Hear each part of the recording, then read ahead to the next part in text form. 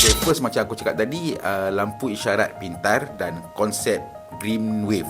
Okay, gelombang hijau. Bukan gelombang hijau yang buat certain pemimpin ketak-ketik lutut, bukan. Ni lampu hijau, lampu isyarat hijau. Okay, baru-baru ni Chancellor Universiti Putra Malaysia kata lambatkan motosikal antara sebab jalan sesak. Dengar macam logik kan. Tapi kalau kita faham trafik bandar ni, kenyataan ni agak kelakar jugalah. Sebab nak salahkan motor ni macam kita salahkan semut penyebab rumah kita roboh. Fakta sebenar dia kan, motor ni ambil ruang tak banyak pun macam kereta. Satu lane jalan bandar tu boleh bawa 3 kali ganda lebih orang kalau semua orang pakai motor. Kalau semua naik motor. Maknanya kalau semua rider motor tiba-tiba naik kereta seorang sebiji, percaya tak? Jalan kat bandar akan sesak 3 ke 4 kali ganda. Ramailah netizen yang tak setuju dengan Prof ni sebab punca sebenar kesesakan bukan motosikal. Masalah sebenarnya ialah kereta yang banyak sangat, lepas tu sempang kita tak optimum, lepas tu lampu isyarat pun statik. Kereta 50 biji pun 60 saat, 2 biji pun 60 saat, tak ada kereta pun 60 saat lampu merah dia. Sakit hati tu tak? Sekarang ni teknologi dah canggih kan. AI ada. Bila nak buat traffic light pintar? Janganlah AI kan benda tak penting dulu. Korang sendiri pun sangkut dekat jam kan. Tapi korang buat benda lain dulu. Satu lane jalan bandar tu boleh bawa lebih kurang dalam 1,800 kereta sejam sebelum aliran trafik mula jam. Kalau lebih kereta, kelajuan pun jatuh, terus jadi shock wave jam. Alah, macam satu kumpulan siput yang kita lepaskan dalam acara marathon lah, lebih kurang macam tu kan. Lagipun bandar kita ni berorientasikan kereta. Jalan memang dibuat umumnya untuk kereta. Lebar pun lebar kereta kan. Rumah dengan tempat kerja pun jauh. Public transport tak cukup. Jadi kita naik kereta ni pasal terpaksa jugalah kan. Kalau keluar rumah aja terus ada MRT, mesti dah tak nak naik kereta kan. Itu nama dia, fenomena yang dipanggil induced demand. Bila jalan ditambah, trafik pun bertambah juga sebab semua orang nak guna kereta. Semua orang dekat tempat tu pun nak guna kereta kan. Tak tahulah kenapa orang suka buat kereta kat bandar kan. Padahal parking susah, jam lagi kan. Jadi kalau Prof kita ni harap motosikal jadi antara kambing hitam, sorry lah, logik dunia sebenar ni lain sikit lah Prof ya. Sekarang penyelesaian sebenar. Okay, first macam aku cakap tadi, lampu isyarat pintar dan konsep green wave. Okay, gelombang hijau. Bukan gelombang hijau yang buat certain pemimpin ketak-ketik lutut, bukan. Ini lampu hijau, lampu isyarat hijau. Kau pernah tak lalu beberapa lampu hijau dekat semua sempang kat jalan lurus kan? Lepas tu sampai ke office, kau cakap dekat kawan kau, hari ni malaikat tolong aku tu, pasal semua traffic light yang aku lalu semua hijau. Padahal memang dah di set macam tu.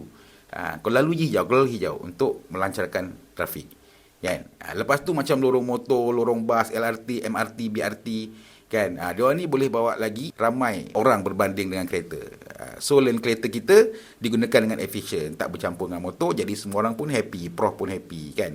Tapi jalan motor ni kadang lambat akses keluar masuk dia tau. So pilihan dekat kau lah kalau kau nak cepat ke nak selamat kan. Memang ada antaranya dah dibuat, tapi takkan tak tu je kan. Tambah baikkan lagi. Ketiga, kurangkan jumlah kereta, carpool, park and ride kan, congestion charge. Bila jumlah kereta dah kurang, jam pun boleh turun sebanyak 50%. Tapi cas kesesakan ni aku tak berapa berkenan sangat lah, walaupun dia efisien, pasal tak bagus dari segi sosial dan dari segi moral. Orang kaya lagi banyak manfaat. Siapa yang ada dalam bandar kalau congestion charge ni dibuat? Orang kaya yang bila-bila boleh keluar masuk. Okay? Orang miskin yang kerja dalam bandar terpaksa lalui waktu puncak pergi balik kerja, gaji tak seberapa. Orang miskin yang ada kecemasan, yang terpaksa masuk waktu puncak. Orang miskin yang nak jalan-jalan pergi ke LCC, masuk kena plan, kena plan awal, takut kena waktu puncak. Betul lah orang cakap kan, banyak duit, hidup jadi senang. Lagi-lagi dapat government yang pro orang kaya, memang syok kan. Tak ada, bukan negara ni, negara lain. Apa yang Prof cakap dekat artikel tu? Pengangkutan persendirian di Malaysia melibatkan motosikal dalam jumlah besar boleh mengganggu kapasiti jalan serta mempengaruhi kesesakan. Ya, ada, bukan tak ada. Okay, motor yang banyak akan sebabkan kelancaran trafik terganggu. Okay, mana yang tak ikut peraturan lagi tu, to be fair. Okay, tapi ada tapi dia. Kalau kita nilai jalan berdasarkan berapa banyak kenderaan, motor nampak macam masalah. Okay. Tapi kalau kita nilai berdasarkan berapa ramai manusia yang berjaya bergerak ke destinasi, motosikal sebenarnya meningkatkan kecekapan penggunaan lalu lintas. Kau dah sampai kat destinasi, Prof. Bukan kereta yang masuk office, Prof. Orang yang masuk office, kereta yang diparking. Bukan orang yang diparking, kereta masuk office. Kan itu tujuan kita yang utama.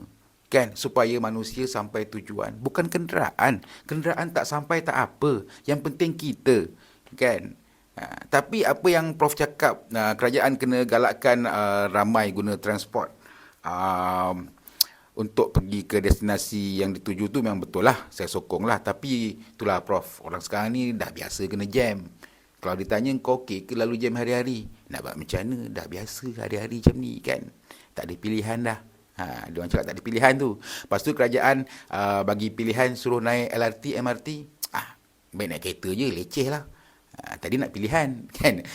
Masalah jam bukan masalah jalan ataupun kenderaan je. Sebenarnya masalah jam ni masalah tabiat, budaya dan persepsi juga. Selagi kereta kita anggap lebih selesa, lebih praktikal dan lebih bernilai, orang akan tetap pilih kereta walaupun tahu akan terperangkap dalam jam. Betul tak aku cakap? Dan keempat yang terakhir, pembangunan bandar berorientasikan transit. Buat rumah dekat bus stand, MRT, LRT, stesen transit lah. Jalan raya mesra transit. Orang boleh berjalan kaki, naik basikal, pergi transit. Tak perlu kereta. Lebih kurang macam itulah. Kan? Kesimpulannya, kenyataan motosikal punca kesesakan tu separuh fakta je. Masalah sebenar ialah terlalu banyak kereta, simpang kita yang tak optimum dan juga bandar berorientasikan kereta. Motor kadang-kadang je ganggu aliran, tapi secara keseluruhan bantu aliran. Jadi sebelum kita salahkan motosikal, fikir dulu punca sebenar. Dan Prof kita mungkin patut ambil nota. Bukan semua jalan sesak sebab motor. Itu highway tu. Tiba-tiba jam panjang. Sampai depan tak jadi apa pun. Aksiden tak ada, roadblock tak ada. Tiba-tiba okey, tak jam. Pasal apa? Pasal kereta banyak sangat, bukan motor. Kan? Kalau semua penyelesaian yang kita bincangkan tadi dijalankan, bandar kita boleh bergerak lebih lancar. Perjalanan yang lebih cepat dan motosikal tak lagi jadi kambing hitam. Okay? Jadi next time, sebelum kita tuduh benda kecil, tengok dulu masalah sebenar. Kadang-kadang apa yang nampak besar sebenarnya cuma simptom saja.